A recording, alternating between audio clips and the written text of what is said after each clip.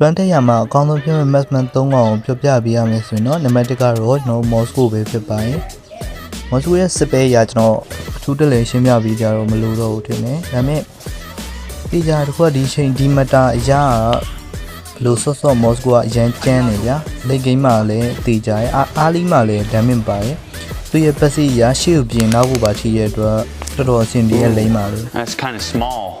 ကိုဝင်အိမ်မဲ့ assassin တို့တန်းတို့ Yikes. အနေဘက်ကနေရောပစ်ထားရဆိုရင်တော့ကြောက်ရမလို့ဗျာ Moscow ရဲ့ spell 2နဲ့ easy knock out ပေးပြီးတော့ပြန်ပတ်ရင်ပတ်မပတ်ဘူးဆိုရင်ပြစ်လို့ရရဗျာအဲကြောင့် Moscow ကလိမ့်မလည်းရန်တာရဲ့အားလီရောလိတ်ကင်ရောရန်တာရဲ့ position ယူတဲ့ယူတတ်တယ်လို့ဗျာအရန်ပြစ်လို့ကောင်းတဲ့ hero တစ်ကောင်ဖြစ်တယ်အဲကြောင့်ကျွန်တော်က Moscow ကို run တက်ရမှာအသုံးပြုဖို့အတွက်နံပါတ်3ညမှာထားပေးတာပဲဖြစ်ပါတယ် item B နဲ့ applan set ကတော့ကျွန်တော်ရှင်းမှပြရတဲ့အတိုင်းပဲထားပြီးတော့ဆော့လို့လည်းရတယ်ပြီးတော့ item တော့ပုံနေပြီးတော့မသုံးသေးခြင်းကိုဆော့နေတဲ့ပွဲရဲ့အရှင်ဒီပေါ်ကြည့်ပြီးတော့အနေနဲ့တော့ပြောင်းလဲပေးပြီးတော့ဆော့ဖို့အကြံပေးခြင်းနဲ့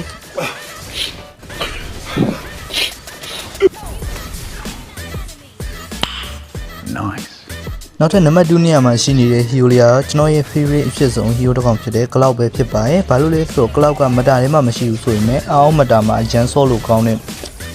hero တစ်ကောင်ဖြစ်တဲ့ပတဲထဲမှာဆိုလည်းရန်တော့ကနမီရဲ့ဘက်လာကိုရန်တော့ကပြီးလို့ကောင်းတဲ့အကောင်ပေါ့ဗျာဒါပေမဲ့ cloud မှာကျတော့ဘာဖြစ်မလဲဆိုတော့အောင်းမတာမှာဖြစ်တဲ့အတွက်အာလီမှာတော့ခုမတာ maxman နေနဲ့တော့ဘယ်လိုမှရှင်းထိန်လို့မရတော့အမှန်ပဲဒါပေမဲ့သူ့ရဲ့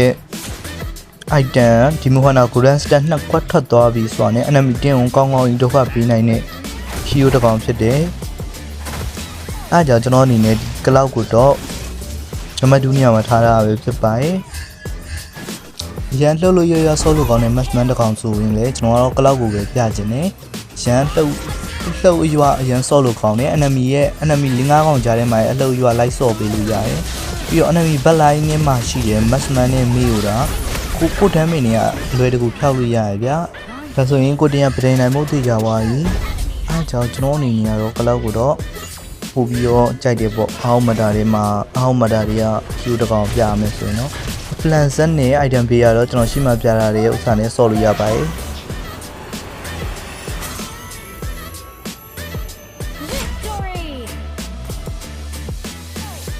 ကဲနောက်ဆုံးနံပါတ်1နေရာမှာရှိနေတဲ့ hero ကတော့မလီဆာပဲဖြစ်ပါတယ်ဘာလို့မလီဆာ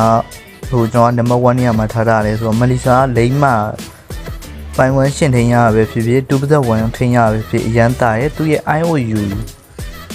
level 2အယုတ်လေးနဲ့တဲ့ enemy ကိုကောင်းကောင်းဒုက္ခပေးလို့ရတဲ့ hero ဆိုရင်မလီဆာပဲရှိရဗျာလိမ့်မလည်းအရန်တာရဲ့သူ့အနောက်လည်းဘလို့မှအလွယ်တကူကတ်လို့မရအခုအရှင်ကတက်မတာရေးဖြစ်တဲ့အတွက်ကြောင့် enemy ကကုရှိကိုခေါင်းတိုးလာမဲ့ enemy